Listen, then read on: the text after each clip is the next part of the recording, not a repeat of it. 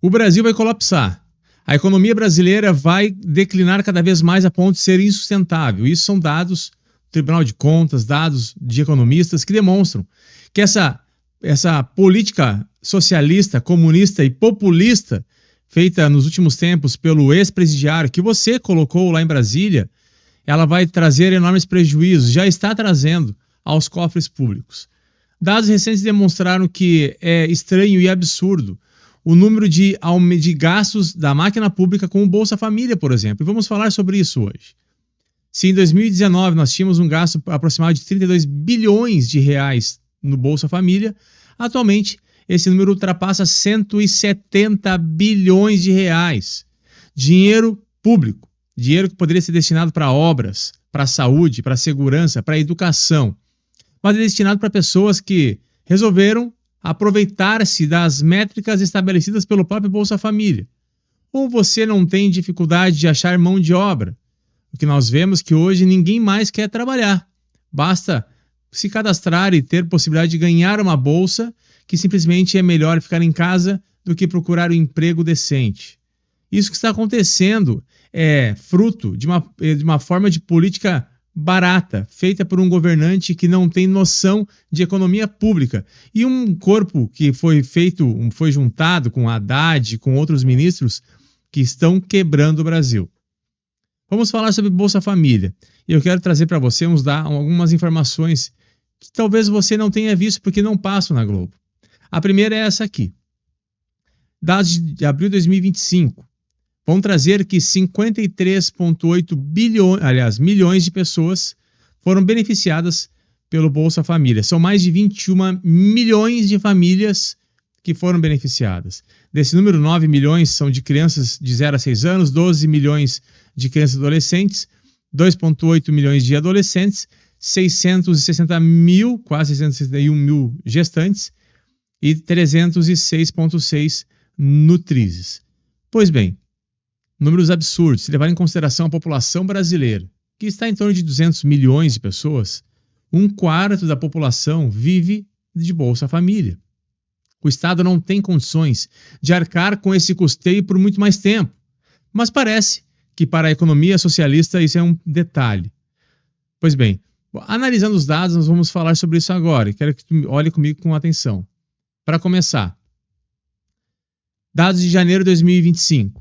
20,48 milhões de famílias são contempladas. São 13,8 bilhões transferidos pelo governo federal. É um valor absurdo. Isso dados de janeiro. O valor médio de pagamento é de R$ 673 e são 5.500 municípios atendidos. Famílias contempladas por unidade federativa. Acre, Alagoas, Amapá, Amazonas. Pois bem, são números que vão demonstrar um dado muito preocupante. Grande parte, a maioria dos estados beneficiários pelo Bolsa Família são da região Norte e Nordeste. São dados que estão públicos, basta analisar e verificar. Um deles eu quero trazer para você aqui, e eu perguntei aqui para o Google alguns dados que quero que você acompanhe também comigo. E aqui a gente vai ter o seguinte. Em fevereiro de 2025, o programa Bolsa Família alcançou 20,5 milhões de famílias em todo o Brasil. Famílias, não pessoas. Esse número chega próximo de 1/4 da população brasileira atualmente. E aqui, os estados com maior número de beneficiários do Bolsa Família. Esses são dados de dezembro de 23. Estão bem defasados, esse que o Google me trouxe aqui. São Paulo, Bahia, Rio de Janeiro, Minas Gerais, Pernambuco, Ceará, Pará e Maranhão são os maiores beneficiários. Se levarmos em consideração o tamanho dos estados do Rio de Janeiro e da Bahia e de São Paulo, nós temos aí Bahia, Minas Gerais, Pernambuco, Ceará, Pará e Maranhão. Mas os estados com maior proporção em relação à população no programa surpreendem e decepcionam, preocupando a gente muito. 55%, que são de março de 2025, 55% da população do Maranhão é beneficiária do Bolsa Família. Mais da metade. Acre, 46%, Amazonas, 45%, Piauí, 45%, Pará, 44%, Amapá, 43%, Alagoas, 43%, Bahia, 41%, Paraíba, 40% e Ceará, que é o 10º lugar do ranking aqui, com aproximadamente também 40%. São números absurdos que a gente percebe que realmente trazem essa falta de equilíbrio. Se nós temos um pacto federativo, onde muito mais do que arrecada é enviado para Brasília, que é distribuído para as regiões do norte, da mesma maneira o Bolsa Família muito mais é para o norte do que para o sul. O estado do Rio Grande do Sul, Santa Catarina, Paraná, os estados ali de Minas Gerais, Espírito Santo, a região mais produtora, a maior produtora do país, sofre por conta de uma política populista que tenta alimentar e sustentar pessoas que poderiam buscar emprego. E não o fazem por uma obrigatoriedade dos registros e daquilo que acontece, por exemplo, pelo cadastro do Bolsa Família. Se você não sabe, para se cadastrar e receber o benefício do Bolsa Família, você não pode estar em um local de que procura emprego. Você não pode ir ali aqui no SESI, qualquer lugar onde faz ali o cadastro de emprego e colocar o seu nome. Porque se você fizer isso e a informação bater lá em Brasília, você perde automaticamente o direito a receber o Bolsa Família. Estão criando verdadeiros dependentes desse auxílio governamental. Vamos falar de Dinamarca. Dinamarca, o número de beneficiários de Bolsa Família, que é um benefício social que também existe no país de primeiro mundo, que é a Dinamarca, ele é irrisório, 50, 60 mil pessoas arrecadam. Um país que tem 6 milhões de habitantes. É um absurdo.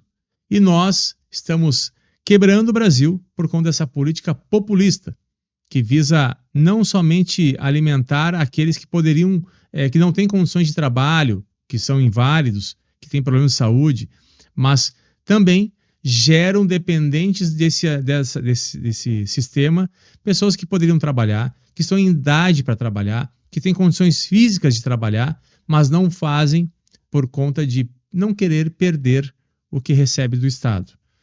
Se você lembrar bem, o Bolsonaro mudou isso quando ele trocou o Bolsa Família pelo Auxílio Brasil e gerava durante um ano uma renda para a pessoa que procurou emprego e encontrou emprego.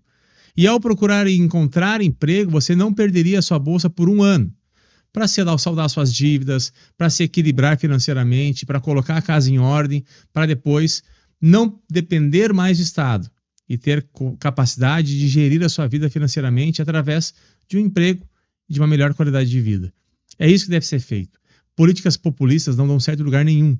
Se for ver, olha o que aconteceu, por exemplo, na Venezuela, onde o Estado quis alimentar a população e hoje não tem nem ovo para comer, porque eles não têm condições de gerir a população inteira. Eles não conseguem. Um Estado muito inchado é um Estado deficitário. É um Estado que não gera retorno e, por consequência, quebra. É isso que vai acontecer no Brasil, se não mudarmos essa política assistencialista que foi implementada pelo Lula a partir da eleição de 2022. Quantas coisas poderiam estar diferentes se tivéssemos feito escolhas diferentes.